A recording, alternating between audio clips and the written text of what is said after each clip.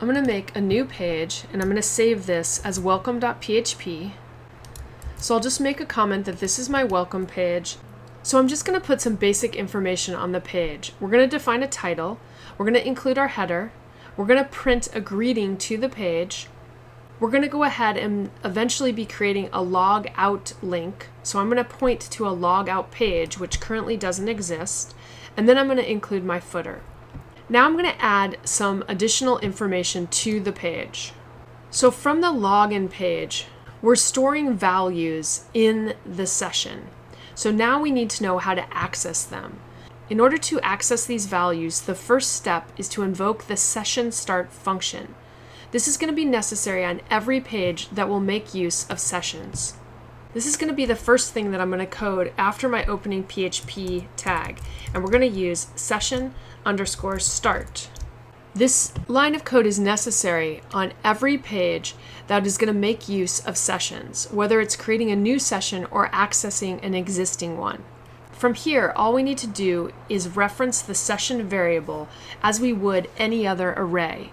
With this in mind, I'm going to go ahead and after it says welcome to the session page, I'm going to print out the user's email address. We'll use the print statement. I'll print a paragraph that says hello, and then I'm going to pass in the session email that was collected from the login form.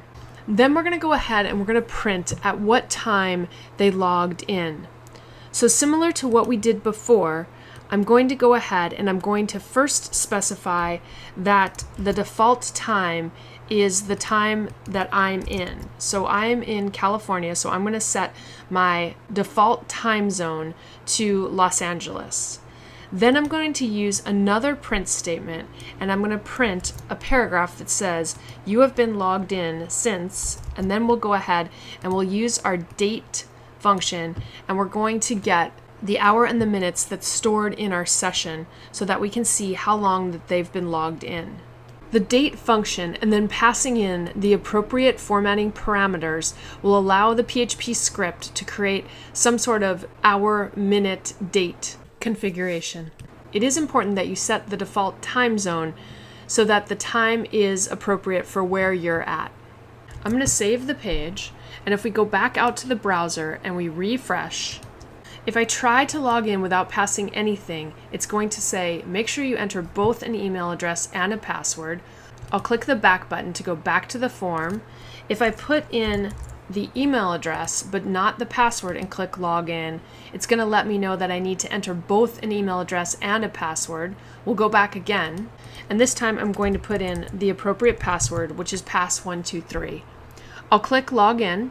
And you're going to notice that it says that I've been logged in since 5:21 p.m. and that currently is my existing time. Now, if we click refresh, because we're almost at 5:22, you're going to see that that timestamp here doesn't change, but it does change down in the footer.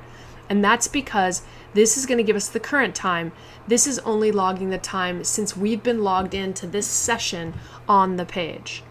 It's important for you to know that data that's stored in a session is being stored as plain text in an openly readable text file. Don't be cavalier about what gets stored in a session and never store sensitive information such as credit card data or social security information. For added security, data can be encrypted prior to storing it in a session and then decrypted upon retrieval. Doing so requires a cryptograph library and more advanced PHP knowledge. The next thing that we'll do is we'll learn how to delete a session, and we'll do that in the next exercise.